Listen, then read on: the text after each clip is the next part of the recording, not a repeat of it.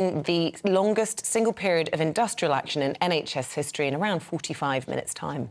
It'll be a 5-day strike. It's been initiated by the British Medical Association after the government refused their calls for this 35% pay rise. Junior doctor Bhasha Mukherjee joins us now, and obviously just straight from work.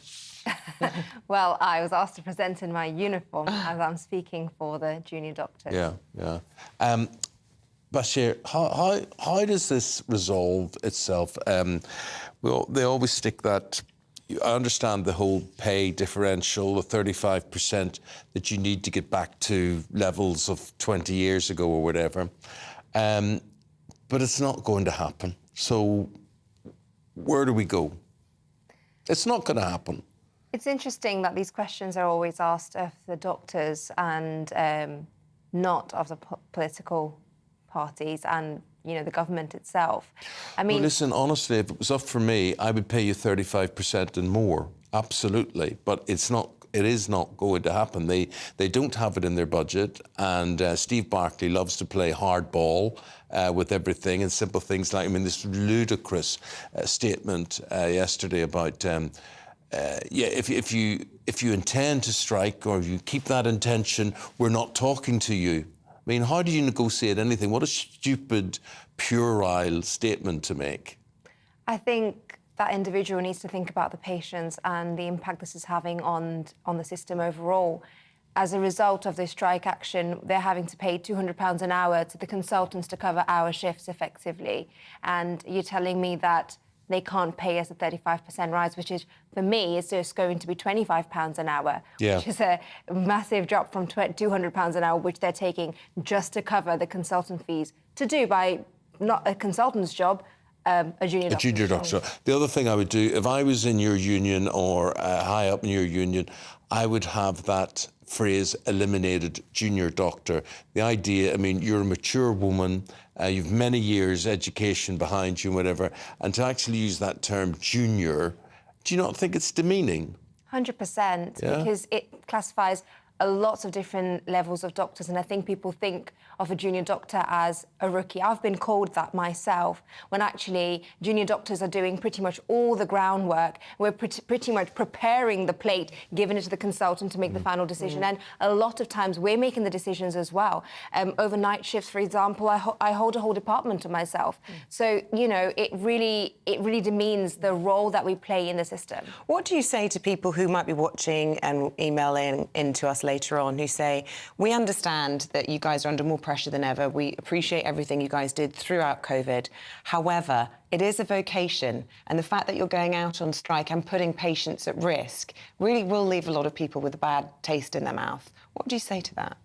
I mean, it is a vocation, but ultimately it's a job that needs to pay our bills, and if we go further north to Scotland, they're offering 19%, and that's still NHS.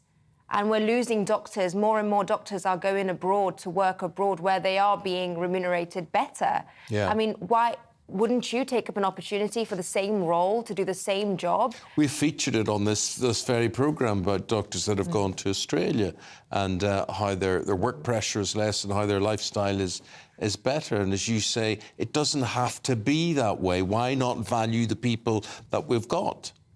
Absolutely. And, you know, to make up for the strike days, the doctors are taking up more and more of the shifts too, because it is costing us as well. It's not just a case of, well, we just walk out. We're not getting paid for it. It takes away days from our sick leave as well.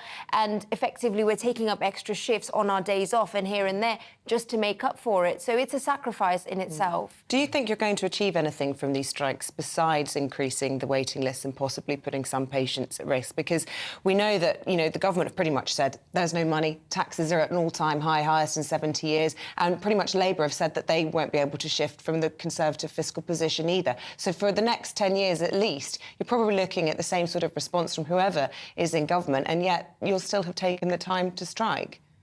I really hope so, because it will be a massive waste of a lot of people's time, effort put into this. And we've been negotiating this for, well, almost a year now. So really, to sort of back down, even for my colleagues, I think it will feel really pointless that we've put in so much. We've had a majority vote and we're voting again to start striking if we need to from August. So we wouldn't like to back down, but at the same time, there are other ways that things could be made better. I think I was here previously and there was a talks of maybe wiping out our student loan. We were charged a huge amount of student loan, and that's like 5 years worth of student loan. So these are little things, but I mean, these are just my ideas, but there are plenty to be. Will you be on the picket line, or will you be doing private work, or will you just be having a bit of a well-earned rest over the next few days? Because I've heard various different accounts of what people do on strike days. I think there are different ways to support the strike. For me, I'm voting for the strike itself, but due to my own financial constraints and the impact it will have on my career progression, I'm unable to strike all of the 5 days. But that's my personal choice. Ultimately, it says, I mean, even I'll say to the people who are striking that you don't have to justify which days, how many days you strike, whether you choose to strike or not, and you can still be in support of the strike motion. You mentioned your career progression. Where do you see that heading? What is your ambition within your career? Well, I want to get qualified as a GP. I'm training to be a GP. We need GPs, lots of them. And I think for me personally, I've definitely considered at least a portion of my career abroad, because just to be able to afford a nice lifestyle and just to get up to mark with some of my colleagues who I went to school with, who went to finance and other careers, who were equally as smart or maybe a little less than myself. I'm unable to afford some of the lifestyles that everybody else has at the minute. So if you had have known then, when you made that career choice, what you know now, would you be a doctor? Yes, because my skills and the things that I've put in to become a doctor will be valued everywhere in the world. And that's the key question. We can go anywhere in the world. And we would, I mean, the British doctors are very, very highly skilled in terms of communication skills, in terms of all the training that goes into training us. And to lose us, and we are losing lots of doctors, it will be a very big shame. And I would still be a doctor because I could go anywhere in the world. Just a final thought. It was the 75th anniversary of the NHS last week. Lots of people now starting to talk about the future of the NHS. Do you think it is sustainable in its current model, given the pressures that are on all the doctors and the fact that there doesn't appear to be any money readily available? I think the responsibility remains on everybody. There needs to be a big push for health education. And that's something that's definitely grown since COVID. There's been lots of health education, lots of doctors, including myself, showcasing on social media, using social media platforms to, raise awareness. And I think that needs to be pushed so that there's fewer people turning up to A&E, turning up to GP practices with things that actually you could solve yourself at home. We should be focusing more on preventative healthcare for sure.